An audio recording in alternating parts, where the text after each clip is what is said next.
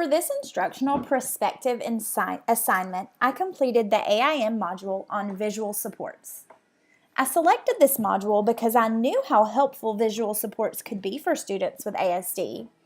I was also eager to learn more about what constituted as a visual support and how it could be effectively implemented in my future classroom. Visual supports have been used for many years in classrooms and communities across the world. According to the module, research for the efficacy of visual supports was conducted in the early 1990s and likely before this time. According to Dr. Sheila Smith, visual supports are any tool presented visually that supports the individual as he or she moves throughout the day.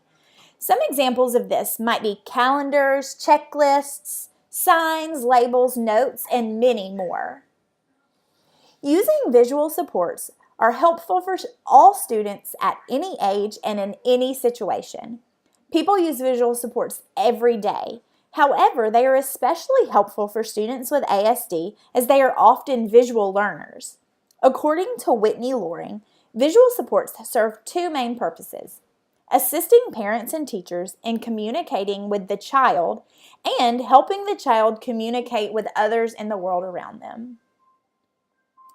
Visual supports are a necessary part of any teacher's toolbox of strategies to help students become more successful. One particularly interesting visual support is the implementation of visual boundaries.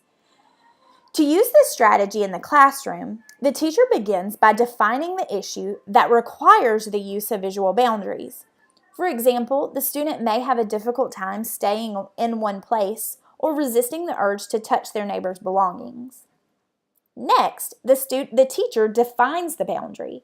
They can use furniture to create a specific workspace in which the student is unable to reach others' personal items, or it could be as simple as taping off a section of the floor to show the student how far they are permitted from traveling from their seat. Finally, the teacher will teach the boundary to the student. This will likely involve modeling the correct behavior, modeling reinforcement of the correct behaviors, and modeling correction of inappropriate behaviors. It is extremely important, as with any strategy implementation, to be consistent in the use of these boundaries. The National Professional Center on ASD has declared that visual supports meet the criteria of an evidence-based practice. This means that appropriate studies have been conducted on the practice and it met the required criteria. Therefore, visual supports have been deemed an appropriate strategy to use with students with ASD. According to this information, students could likely benefit from the use of visual supports in the classroom and in the community.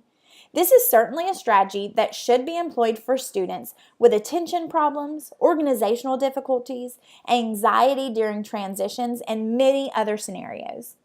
I believe that this will likely be a very useful strategy that will benefit my future classroom and my future students.